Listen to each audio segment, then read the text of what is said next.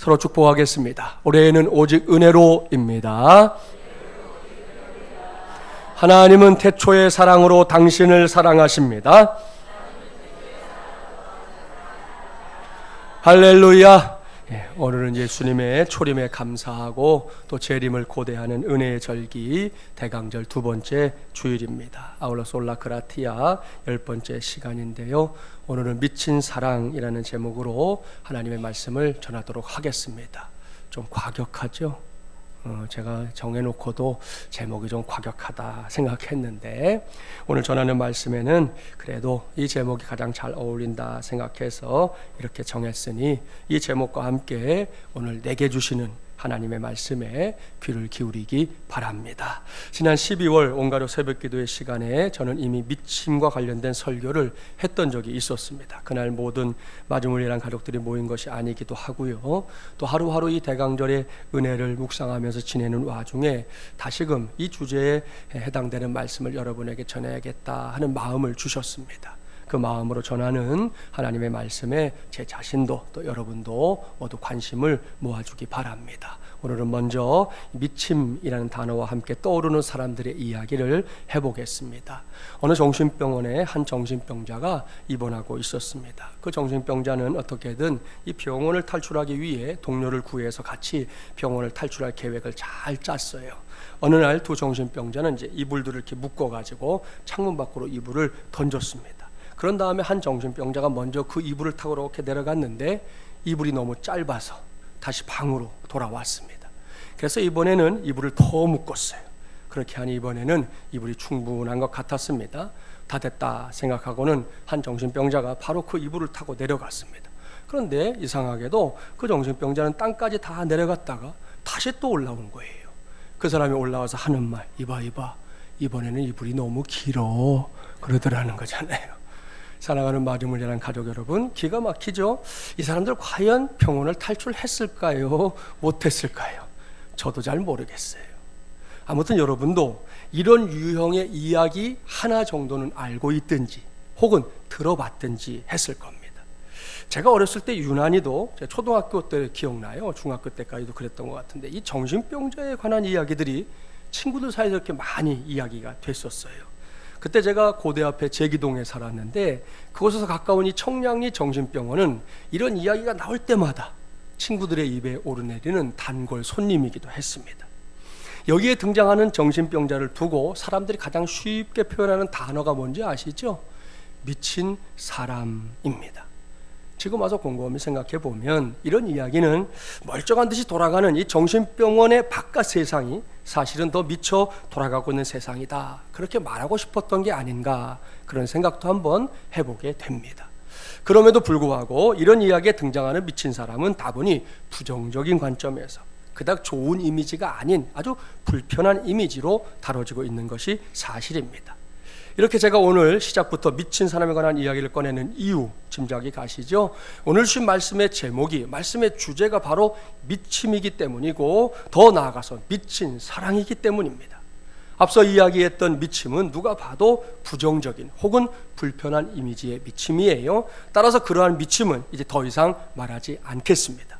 이제부터 제가 전하려고 하는 미침은 매우 긍정적인 관점에서 무엇보다 흔하게 볼 수 있는 것이 아닌 보통의 수준을 확실하게 이렇게 뛰어넘는 차원에서 살펴봐야 할 미침입니다. 이게 도대체 무슨 말인지 깨닫게 해주는 아주 짧은 글을 하나 소개할 테니까 들어보세요. 그들은 말했다. 넌 네가 사랑하는 그 사람 때문에 미친 거야. 나는 대답했다. 미친 사람들만이 생의 맛을 알 수 있어. 끝입니다. 이것은 러시아의 소설가인 에밀 아자르라는 사람의 저서 자기 앞에 생이라는 책에 나오는 한 대목이에요. 여기에 긍정적인 관점에서 무엇보다 이 보통의 수준을 뛰어넘는 차원에서 살펴봐야 할 미침이 등장하잖아요. 미친 사람들만이 생의 맛을 알 수 있어. 사랑하는 여러분, 무슨 말입니까? 저도 여러분도 살다가 종종 경험하게 되는 건데요. 이렇게 꼿꼿이 몸을 세우고 살다 보면 미처 보이지 않는 것들이 있습니다. 생각보다 많습니다. 요즘은 뭐 개그 프로그램도 가끔 그런 나오잖아요.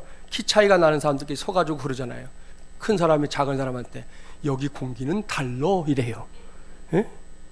그러니까 이 사람이 맞는 공기하고 이 사람이 맞는 공기가 다르대요. 그럼 이 사람이 보는 세계하고 이 사람이 보는 세계도 다를 거 아니겠어요? 그렇습니다. 살다 보면 반드시 몸을 굽혀야 보이는 세계가 따로 있지 않습니까? 그런 것처럼 그냥 그렇게 살아도 볼 수 있는 세계가 있는가 하면 그렇게 살아서는 결코 볼 수 없는 세계가 따로 있다는 겁니다. 한마디로 말하면 깊이 미쳐야만 볼 수 있는 세계가 따로 있다. 이것이 저자인 이 에밀 아자르가 강력하게 말하고자 하는 겁니다. 이러한 주장에 대해 여러분의 생각은 어떤 생각을 갖고 있습니까? 소위 말하는 인생의 승리자들, 한 번뿐인 인생에서 뭔가를 이루어낸 사람들을 좀 살펴보세요. 그들에겐 중요한 공통점이 있습니다. 그것은 바로 열정이라는 거죠.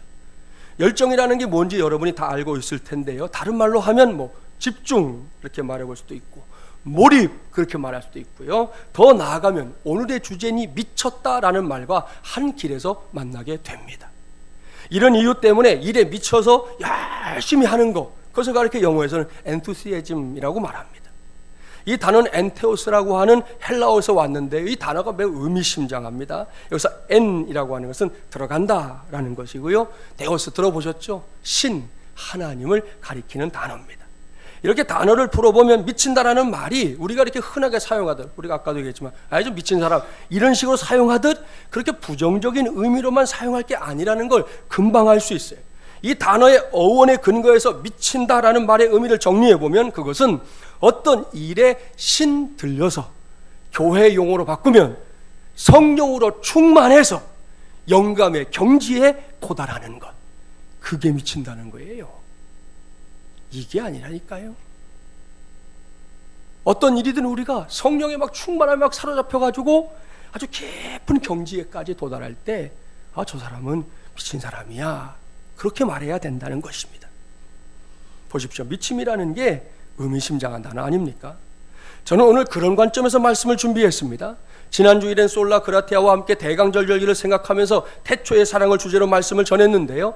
오늘은 지금까지 설명했던 의미에 해당되는 미친 사랑을 주제로 말씀을 준비했습니다. 지난 온세 시간에는 여기서부터 사도 바울이 복음에 미친 사람이었다 하는 사실을 주 메시지로 전했었는데요. 오늘은 사람이 주인공이 아니에요. 오늘은 철저하게 하나님이, 우리 모두의 주님이신 예수님이 오늘 말씀의 주인공입니다. 그 주인공을 직접 만나기 위해 성경 안으로 들어가 보겠습니다. 오늘 신 말씀의 시작인 5절 말씀을 보면 사도 바울은 너희 안에 이 마음을 품으라 곧 그리스도 예수의 마음이니, 이렇게 메시지를 시작하고 있습니다. 이 말씀 하나도 어렵지 않습니다. 저와 여러분이, 그리고 이 말씀을 읽고 듣고 보는 모든 사람들이 그 속에 예수님의 마음을 품어야 한다, 그렇게 말하는 거잖아요. 그런 다음에 예수님이 어떤 분인지, 어떤 마음을 갖고 있었던 것인지를 일목요연하게 말씀해주고 있는데요. 이제부터 그 말씀을 보도록 하겠습니다. 본문 6절부터 8절까지의 말씀 함께 봉독해 볼까요? 6절부터 8절입니다. 그는 근본 하나님의 본체시나 하나님과 동등됨을 취할 것으로 여기지 아니하시고 오히려 자기를 비워 종의 형체를 가지사 사람들과 같이 되셨고 사람의 모양으로 나타나사 자기를 낮추시고 죽기까지 복종하셨으니 곧 십자가에 죽으심이라. 아멘, 할렐루야. 사랑하는 여러분, 저는 오늘 이 말씀을 미친 사랑 그렇게 부르려고 합니다. 왠지 짐작이 갈 겁니다. 이 말씀을 쭉 따라가 볼까요? 이미 말한 대로 여기서 그는 예수님이에요. 예수님 어떤 분입니까? 예수님은 그 근본이, 그 뿌리가 하나님의 본체시다 그랬습니다. 이 말씀은 예수님이 곧 하나님이다, 예수님은 하나님과 똑같은 분이다 라는 걸 말해줍니다. 이러한 표현을 세상에서 볼 수 있는 것을 이렇게 비유해 본다면 왕과 왕자를 떠올려 볼 수 있는데요, 사실 그 정도로 하나님과 예수님의 관계를 설명한다는 것, 그것은 어불성설입니다. 우리의 한계 때문에 그 정도로 표현하거나 비교해 볼 수 있긴 하겠지만 그래 가지고서는 결코 그 실체를 분명하게 설명할 수 없다는 거 다 아시죠? 그렇게 타의 추종을 불허하는, 아니 이 세상에 있는 그 어떤 것과 아예 비교 자체를 할 수도 없는 분이 예수님이에요. 그런 권위, 그런 능력, 그런 정체성을 갖고 있는 예수님이 뭘 하고 있는지 보자는 겁니다. 분명히 앞에서 하나님과 똑같다 그랬는데 예수님 자신이 스스로 그 동등됨을 완전히 포기하고 있습니다. 그리고는 자기를 비우셨습니다. 텅 비우셨습니다. 자기 자신 안에 남은 것이라고는 하나도 없게 만들었다는 거예요. 그러더니 자신의 피조물인 사람들과 똑같은 모습으로, 그것도 아주 응애하고 우는 갓난아기의 모습으로 이 세상에 나타나셨습니다. 참으로 황송하기 짝이 없는 일이에요. 어떻게 이런 일이 있을 수 있단 말입니까? 그런데 여기도 끝이 아니에요. 예수님은 인류를 억만죄악에서 구원하기 위해 자신을 낮추셨습니다. 더 낮추셨습니다. 더 낮추셨습니다. 결국에는 십자가에 달려 완전하게 죽는 자리에까지 들어가셨습니다. 자, 보십시오. 이 모든 것, 이게 제정신으로 할 수 있는 일입니까? 어림도 없습니다. 요즘 사람들을 보면 더더욱 그렇다는 생각을 하게 됩니다. 저 바깥 세상을 보세요. 뭔가 내게 이익이 없으면 결코 움직이려고 하지 않는 세상입니다. 세상에서 끊임없이 부정과 부패가 일어나는 이유, 여기에 있어요. 정권이 바뀔 때마다 우리 정부는 청결한 정부가 되겠습니다. 우리 정부는 정직한 정부가 되겠습니다. 부정부패 척결하겠습니다. 계속해서 부르짖잖아요. 근데 안 돼요. 왜 그러겠어요? 다른 사람들보다 조금이라도 더 힘을 갖고 있다는 대부분의 사람들이 눈꼽만큼이라도 이익이 있어야만 뭔가를 하겠다라는 생각을 딱 품고 있기 때문이에요. 그러니까 그냥 얘기해서는 안 통하니까 뇌물도 찔러주고 뭐 이것도 갖다 주고 저것도 갖다 주고 그러면서 자꾸 부정부패가 생기는 거거든요. 이게 세상입니다. 그런데 예수님은 무엇을 포기하고 있습니까? 자신이 마땅히 갖고 있어야 할 권리 중에 일부 조금을 포기하는 정도가 아닙니다. 마태복음 28장 18절 말씀에 따르면 예수님에게 하늘과 땅의 모든 권세를 주셨다 그랬는데요, 그 모든 걸 포기한 겁니다. 다 움켜줘도 되는데 그걸 다 놨다는 거예요. 인정사정 없이 다 끌어안고 있어도 되는데 그걸 다 더 이상 내 것이 아니다 선언했다는 것입니다. 그러니 이게 제정신이냔 말입니다. 예수님이기 때문에 우리가 차마 말을 못해서 그렇지, 만일 이게 어떤 사람에 관한 기록이라면 너나 할 것 없이 많은 사람들이 이러한 결정을 놓고 할 말 못할 말 섞어가면서 마구마구 손가락질 해댈 겁니다. 또 손가락으로 머리 옆을 돌려가면서 너 정신이 나갔구나, 정신이 나갔어, 너 지금 뭐하고 있는 짓이냐, 분명히 그렇게 말할 겁니다. 그렇기 때문에 여기서 물어야 합니다. 도대체 왜입니까? 무엇 때문에 예수님이 이렇게 미친 듯이 보이는 일을 하신 겁니까? 일찌감치 이 질문에 대답을 해준 사람이 있어요. 그는 덴마크의 신학자의 철학자인 이 키에르 케고르라는 사람입니다. 그가 남긴 많은 이 신앙적인 메시지들 훌륭합니다. 기회가 되면 이분의 책을 읽어보는 것도 도움이 될 거예요. 그 중에 왕과 하녀라는 제목의 이야기가 있습니다.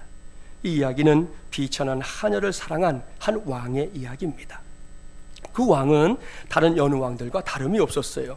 모든 신하들이 그 권위 앞에 무릎을 꿇었고 그 누구도 감히 왕에게 함부로 말하지 못했습니다. 그에게는 모든 정적들을 숙청할 수 있는 막강한 권력이 있었기 때문이에요. 그는 자신의 권력으로 모든 사람들 자신의 팔 아래에 무릎 꿇게 했습니다. 그런데 그렇게 무서운 왕이 어느 날인가 이름도 모르고 성도 모르는 한 비천한 하녀를 사랑하게 된 거예요. 그때부터 왕의 고민이 시작됩니다. 어떻게 이 하녀에게 사랑한다고 고백할까? 갖은 고민을 다 해봤지만 이 왕의 신분이 그를 꼼짝 못하게 만들었습니다. 생각해 보세요. 만약 하녀를 궁전으로 데려와서 화려한 왕관 씌우고 여왕 옷을 입힌다면 그녀는 이 제의를 거절하지 않을 겁니다. 감히 왕의 요구를 거절할 수 있는 사람 그 나라에 없을 테니 말입니다. 그러나 이렇게 한다고 해서 그 하녀가 진정으로 왕을 사랑하는 걸까요? 그렇지 않습니다. 물론 하녀는 입술로 왕을 사랑한다 말할 수 있을 겁니다. 하지만 정말로 왕을 마음속 깊이 사랑하는 걸까요? 혹시 왕과 함께 살긴 하지만 두려움 속에서 자기가 살아왔던 그 고향을 그리워하지는 않을까요? 그러한 가운데 화려한 궁전에서 살고 있는 하녀는 과연 행복한 겁니까? 이러한 사실을 왕은 어떻게 할 수 있을까요? 이런 고민들이 꼬리에 꼬리를 물고 이어진 겁니다. 다른 가능성도 생각해 볼 수 있죠. 만일 왕이 여종이 사는 작은 오두막집을 찾아가면서 휘하의 장병들을 쫙 거느리고 화려한 행차를 한다면 어떻게 될까요? 하녀가 와 좋아할까요? 아닙니다. 오히려 하녀는 크게 겁을 집어먹을 겁니다. 여기서 키에르케고르가 강조하는 것이 있어요. 그것은 이 왕이 결코 겁에 질린 하녀를 원하는 게 아니라는 겁니다. 그는 철저하게 사랑하는 여인을 원하고 있습니다. 그것도 간절하게 원하고 있습니다. 어떤 상황에서든 이게 종속 관계가 아닌 사랑하는 관계를 바라고 있다는 말씀이에요. 그렇습니다. 왕은 하녀가 자신이 왕인 것을 좀 잊어버리고, 또 그녀 자신도 자기가 하찮은 하녀라는 사실을 잊어버리고 오직 서로 사랑하기만을 원하고 있는 겁니다. 이런저런 고민 끝에 왕이 결론을 내려요. 그것은 자신의 왕복을 벗어 던지는 것이었습니다. 그런 다음에 비천한 하녀와 똑같은 옷을 입고 그녀의 곁으로 다가가는 것이었습니다. 그렇게 해서 그녀의 진심을 구하기 위해, 얻기 위해 최선을 다하는 것, 이것이 왕의 결정이었습니다. 왕은 곧 자신이 결정한 것을 행동에 옮겼습니다. 시간이 흘러 마침내 하녀의 마음을 얻게 된 왕은 그녀에게 청혼을 했고요, 그녀를 기쁨으로 아내로 맞이하게 됩니다. 참으로 아름답고 황홀한 이야기지요. 이 이야기의 결론에서 키에르케고르가 이렇게 말합니다. 사랑만이 불평등한 관계를 평등한 관계로 만든다. 사랑하는 마중물이란 가족 여러분, 여기서 우리는 앞서 제기했던 질문을 다시 한번 해봐야 합니다. 도대체 왜입니까? 무엇 때문에 예수님이 이렇게 미친 듯이 보이는 일을 하신 겁니까? 이 질문에 대해 이젠 정답을 찾을 수 있지 않습니까? 저를, 여러분을, 나아가서 온 인류를 사랑했기 때문입니다. 옳습니다. 사랑했기 때문에 예수님은 하나님과 동등됨을 포기한 겁니다. 사랑했기 때문에 자신을 비운 겁니다. 사랑했기 때문에 자신의 피조물과 똑같은 모습으로 세상에 오신 겁니다. 사랑했기 때문에 사랑하는 이들의 죄를 해결하기 위해 자신을 우리보다 더 낮추신 겁니다. 사랑했기 때문에 마침내 십자가 달려 죽는 것으로 사랑하는 이들의 모든 죄를 씻어 주신 겁니다. 그러니 여기서 예수님께서 보여주고 있는 사랑의 실체가 무엇이냐는 겁니다. 그것은 미친 사랑이에요. 결코 평범한 사랑 아니란 말씀입니다. 책에서 볼 수 있는 그런 사랑 아닙니다. 유행가로 수없이 많이 읊조려지는 그런 사랑 아닙니다.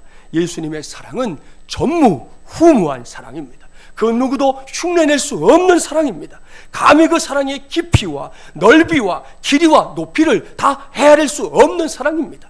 그 막강한 사랑, 그 위대한 사랑, 그 놀라운 사랑을 다 담아서 제가 오늘 표현할 수 있는 최선의 표현이 미친 사랑이에요. 그리고 저는 오늘 이 미친 사랑을 우리 모두가 붙잡아야 할 10번째 솔라 그라티아로, 오직 은혜로 사랑하는 성도들에게 담대하게 선포하는 바입니다.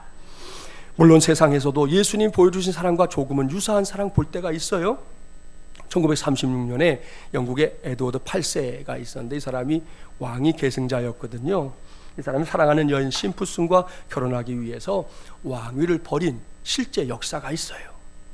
에드워드 8세는 당시에 이런 연설을 했습니다. 사랑하는 여인의 도움과 지지 없이는 무거운 책임을 이행해 나가기가 불가능하다고 깨달았습니다. 이런 말을 남긴 채 주저하지 않고 대영 제국의 왕위를 내던졌어요. 참 대단한 일이죠. 다음에는 우리나라의 이야기도 하나 해볼까요? 이 여의주라고 하는 이 소책자에 실린 글을 하나 읽어드리려고 해요. 어떤 결혼, 3년 전에 한 선배의 결혼식에 친구와 함께 참석하게 되었다. 그런데 친구의 말에 의하면 선배가 결혼에 이르기까지 마치 한 편의 연애 소설을 방불케 할 정도로 사연이 많았단다. 선배 집안의 반대가 엄청났었단다. 신부는 소녀처럼 아름다웠다. 반대할 이유가 전혀 없어 보였다. 주례 선생님은 나의 대학 은사이자 선배의 은사이기도 했다. 머리카락이 몇 올 남지 않은 선생님의 머리는 불빛을 받아 잘 닦아놓은 자개장처럼 반짝이고 있었다. 이윽고 선생님의 주례사가 시작되었다. 검은 머리가 파뿌리가 될 때까지 서로 사랑하는 것도 좋지만 검은 머리가 저처럼 대머리가 될 때까지 변함없이 서로 사랑하는 것도 좋습니다. 그 순간 식장 안 여기저기서 폭소가 터져 나왔다. 이어지는 주례사는 신랑 신부와 하객들에게 재차 웃음을 던져주었다. 제 대머리를 한문으로 딱 한자로 표현하면 빛광, 즉 광이라고 할 수 있지요. 신랑 신부가 백년해로 하려면 광라는 말을 아끼지 말고 해주어야 합니다. 세상에서 가장 무서운 것은 인간의 새치혀입니다. 하객들은 모두들 진지한 눈빛으로 선생님의 말씀을 듣고 있었다. 가까운 사이일수록 예의를 지키라는 빛광 같은 말이 있습니다. 아무리 부부라고 해도 말을 함부로 해서는 안 됩니다. 그러나 여보 사랑해, 당신이 최고야 라는 광나는 말은 검은 머리가 대머리가 될 때까지 계속해도 좋은 겁니다.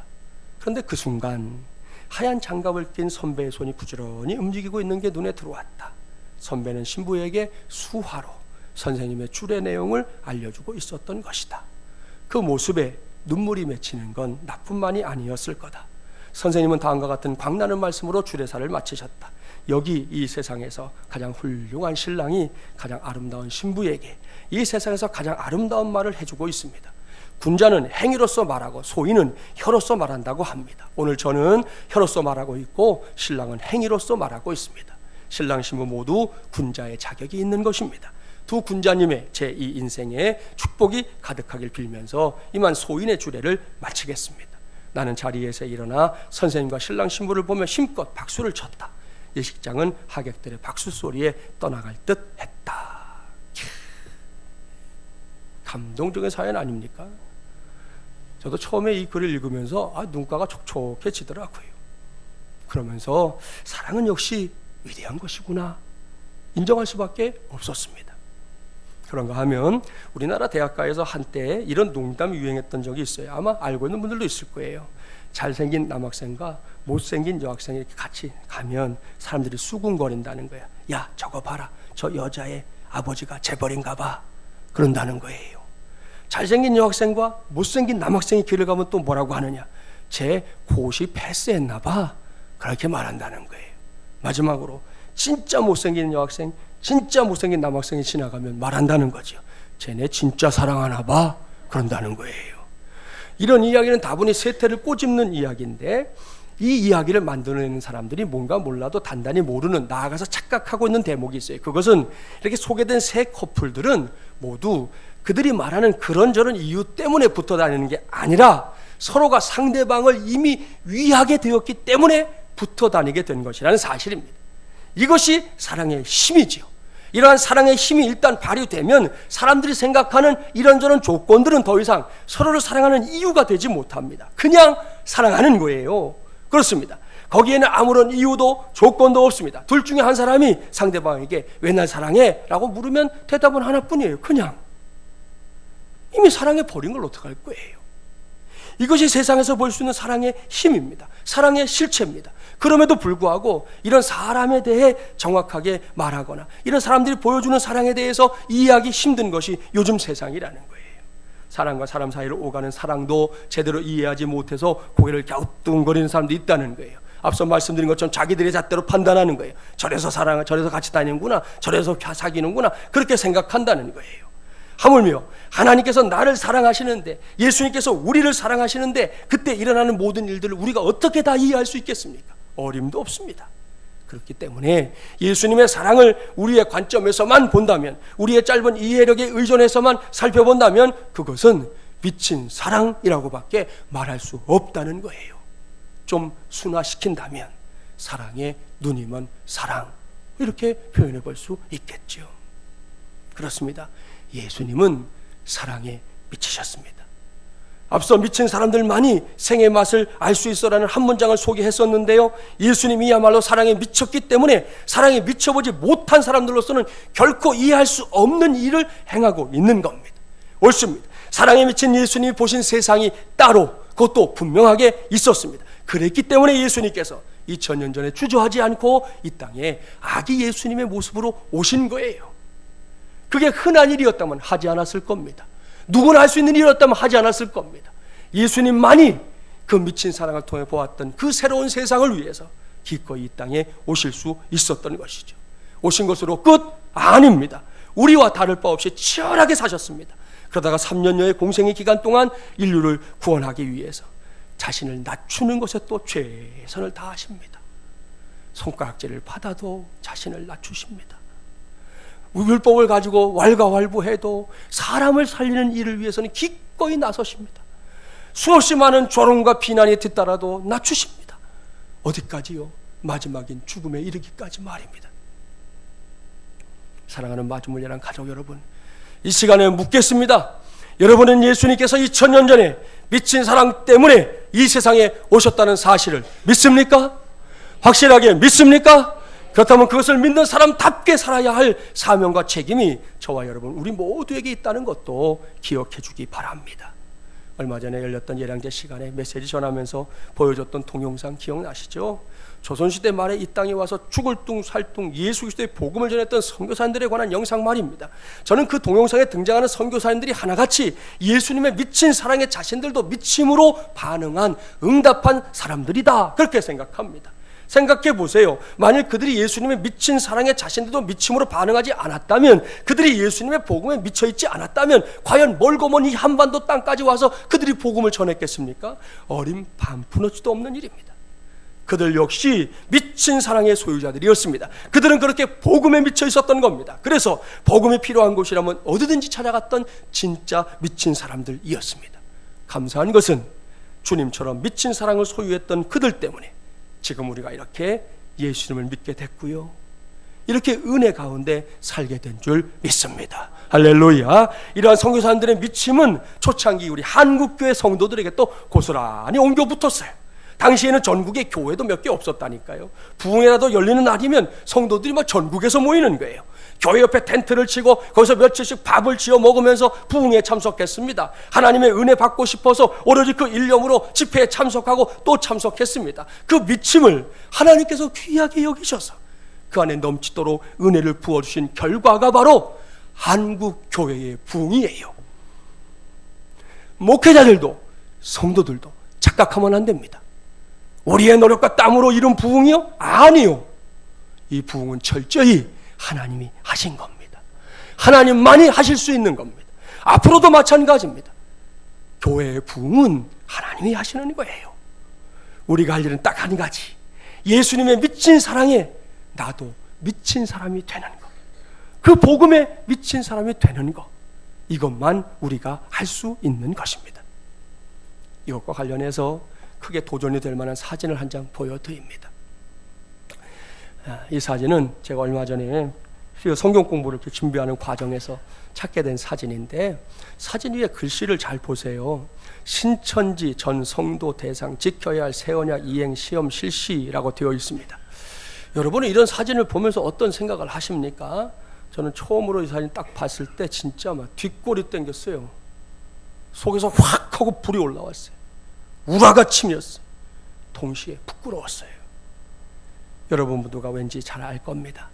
이 사진은 한마디로 말하면 신천지 신도들이 천국에 들어갈 수 있는지 없는지를 테스트하는 그런 시험을 치르고 있다는 거 아닙니까? 잘 보십시오. 일단은 사람들이 저렇게 많아요. 앉아있는 거 보십시오. 엄청난 질서와 각이 잡혀 있어요. 오와 열이 정확합니다. 그만큼 진지하다는 거예요. 가짜인데, 거짓인데, 아무짝에도 쓸모없는 우스꽝스러운 교리인데, 이만희가 영생불사예요? 조만간 그 사람 세상 떠나게 생겼어요. 무슨 영생불사를 해요? 처음에 시작할 때는 이 사람들 목표가 뭐냐? 계시록에 나오는 말씀을 인용해 가면서 지파별로 1만 2천 14만 4천이 돼야 우리가 구원받는다 그랬거든요, 처음에는. 근데 제가 바로 얼마 전, 한 2주 전에 신천지에 빠진 분 한 분을 만나고 한참 이야기를 나눴는데, 지금 이 사람들이 14만 4천을 넘어섰어요. 이미 넘어섰으니까 얘기가 바뀐 거예요. 제가 물어봤어요. 14만 4천을 뭐라고 그러더냐? 14만 4천은 이제 제사장들이다 그런다는 거예요. 성경 어디에 14만 4천이 제사장이라고 나옵니까? 여러분, 14만 4천 성경 잘 읽어보세요. 요한계시록에는 14만 4천은 유대인들의 구원받는 수예요. 우리가 유대인이에요? 우린 성경으로 보면 이방인이에요. 그런데 유대인들의 구원받는 숫자를 채워야 구원받는다, 오랜 세월 동안 하다가 그걸 넘어서니까 이제는 14만 4천은 제사장들이다, 그렇게 지금 가르치고 있는 거예요. 이 엉터리 같은 교리, 이 교리라고도 말할 수 없는 거지 같은 이 내용들을 저렇게 사람들이 미쳐 있다니까요. 보이잖아요, 지금 우리 눈에. 가짜임에도 불구하고 저렇게 미쳐 있기 때문에 진짜지만 흐리멍덩하게 살아가는 한국교회와 성도들이 막 야금야금 잡아먹히는 거예요. 그런 이게 어찌 그냥 지나칠 수 있는 일입니까? 아닙니다. 원통하고 분한 일입니다. 우리 교회는 아직 그런 성도가 없었지만 앞으로도 저런 사이비들에게는 단 한 영혼도 빼앗기는 일이 없어야 할 줄 믿습니다.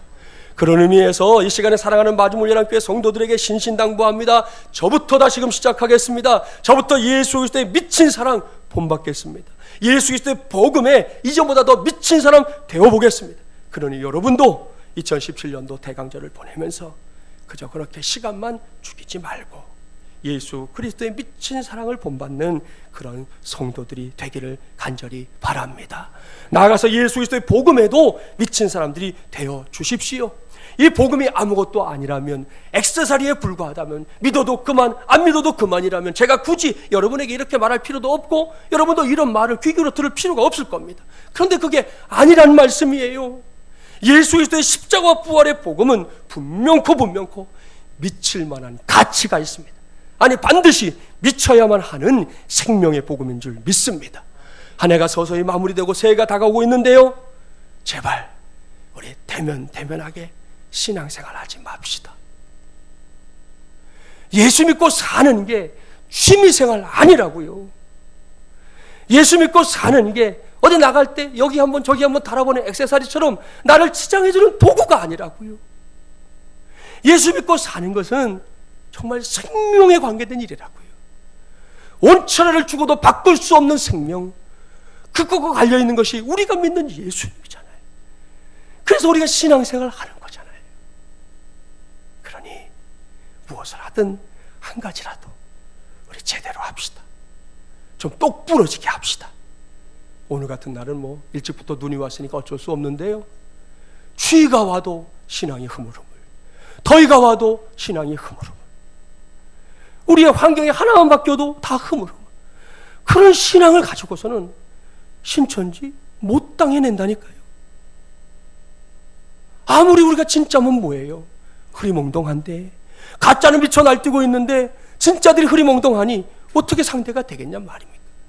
그럴 수가 없다는 거예요. 아무쪼록 우리 이제 새해에는 다시금 지금부터 마음 딱 다잡고요, 여러분이 신앙생활 더 잘할 수 있는 여건을 만들기 위해서 저도 장인분들과 당회원에서 같이 많이 논의하고 있으니까 우리 뭐 한 가지 해도 좋으니까 똑부러지게 해봅시다. 신앙생활 잘 해내서 우리 모두가 면류관의 주인공 되는 거 꼭 해야 되지 않겠습니까? 이것이 오늘도 예수님의 미친 사랑을 받으며 살고 있는 저와 여러분의 고백, 또 실천적인 삶이 되어야 할 줄 믿습니다. 선교의 역사를 살펴보면 C.T. 스터드라고 하는 사람을 만날 수 있는데요, 이 사람이 캠브리지 대학을 수석으로 입학한 수재였어요. 장래가 아주 촉망된 청년, 학교 전체가 주목했던 청년입니다. 그런데 교내 수련회에 이렇게 참석했다가 이 사람이 그 수련회를 마치면서 선교사로 헌신을 해버려요. 그때 주변에 있던 많은 사람들이 막 뜯어말리면서 이야기하는 거예요. 여보게, 자네 너무 지나친 헌신 아닌가? 그때 스터디의 대답이 인상적입니다. 만약 예수 그리스도께서 나를 위해서 죽으신 것이 사실이라면, 그것이 참으로 사실이라면, 내가 그를 위해서 바치는 희생은 그 어떤 것이라 할지라도 지나친 희생일 수 없습니다. 그랬습니다. 여러분, 매우 감동적인 고백입니다. 여기서 김진철 목사의 메시지 오해하지 마세요. 여러분 모두가 선교사 되고 목회자 되라는 거 아니에요. 제가 강조점을 두는 건 나라는 사람이 2000년 전에는 물론이고 지금도 예수님의 미친 사랑을 받고 있는 존재라는 걸 좀 잊지 말자는 거예요. 하루 눈을 떠서 하루를 시작하면서도 오늘도 내가 받고 있는 사랑의 정체가 뭔지를 알고 살아보자는 거예요. 그리고 사랑을 잊지 않고 있는 사람답게 내가 할 수 있는 것들을 하나씩 해가면서 그렇게 살아보자는 말씀입니다. 지난 온세 때 소개했던 목사님 한 분 있어요. 이 목사님은 무당이었다가 목사님이 된 분이에요. 그런 분의 간증인지 설교인지 뭐 그런 동영상을 잠깐 봤던 적이 있었는데요, 그쪽 세계 아시죠? 예전에 뭐 광고도 나오더라고요. 땡땡땡땡땡땡땡땡땡땡 세상 모든 불행이 물러가게 하소서 뭐 이러잖아요. 아시죠 그런 거? 예? 자, 뭐 그 어두운 세계에 대해서 굳이 그리고 뭐 자세히 알 필요도 없어가지고 대충 들었어요. 그런데 거기에 중요한 메시지 하나 있었어요. 귀신의 세계에도 이제 그분의 경험으로 얘기하는 거예요. 마치 조폭 세계처럼 두목 귀신이 있고 깡패 귀신이 있고 잡귀신이 있어가지고 이게 위계 질서가 생각보다 엄격하다는 거예요. 그렇기 때문에 귀신에게 구슬을 한다거나 제사를 드리면 귀신이 복을 주기는 주는데, 그러다가도 조금만 그들이 쓰는 말 있죠. 부정을 타면 그동안 주었던 복 다 뺏어가는 걸 끝나면 괜찮은데 거기다가 화를 얹어서 준다는 거예요.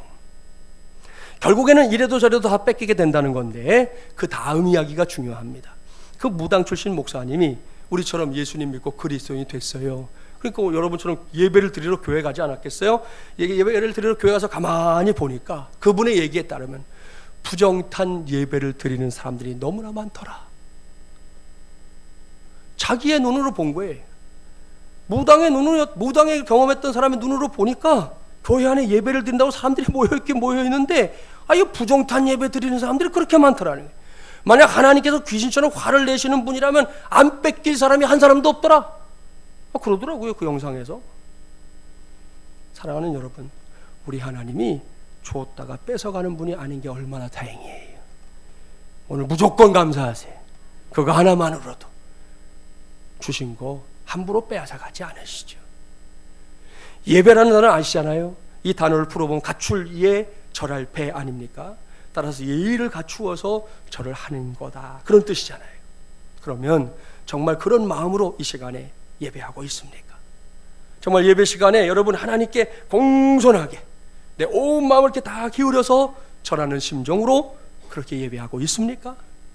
기도도 마찬가지입니다. 여러분 어떤 자세로 기도합니까? 어떤 마음으로 기도하고 있습니까? 그 목사님의 메시지를 들으니까 목사인 저도 그동안 이제 그들의 표현에 따르면 부정탄 예배 많이 드렸구나 생각했습니다. 여러분도 다르지 않을 것 같고요. 그러니 오늘 잘 준비하고 온 성도들은 다음 주일에도 그 다음 주일에도 앞으로도 계속 잘 준비하고 예배하러 오십시오. 오늘 미처 그렇지 못한 성도들 지나간 거 어떡하겠어요? 하나님은 과거를 별로 안 묻으시니까 놔두고 다음 주일부터 잘 준비하고 예배하러 오기 바랍니다. 가능하다면 아침 일찍 일어나서 목욕제계 할 수 있죠. 그럼 목욕제계가 무슨 무당만 하는 거예요? 우리가 하나님 앞에 나오면서 얼마든지 할 수 있잖아요. 그런 다음에 꽃단장하고 또 준비해 놓았던 옷을 잘 차려입고 그렇게 우리가 와서 예배할 수 있어요. 성경과 찬송 꼭 챙기시고요. 헌금도 마음을 다해 미리 준비하십시오. 장담합니다. 이렇게 하고 와서 예배하는 성도는 그렇지 못한 성도들과 달리 기분부터 분명히 다를 겁니다. 이 모두가 우리가 귀신을 위하자는 거 아닌 거 아시죠? 우리의 아버지를 위해서, 나를 너무 사랑하셔서 그야말로 미친 사랑으로 십자가 달려 죽으시고 부활하신 예수님을 위해서 우리가 그렇게 하고 예배하는 예배자들이 되자는 겁니다. 기도도 마찬가지. 한 번 기도해도 좋으니 확실하게 기도합시다. 뜨겁게 기도합시다. 부르짖어 기도합시다. 미친 듯이 한 번쯤은 기도해보는 그런 경험 내 신앙생활 속에 있어야 하지 않겠습니까? 그래야 할 때 성령의 역사가 우리 모두와 함께 할 줄 믿습니다.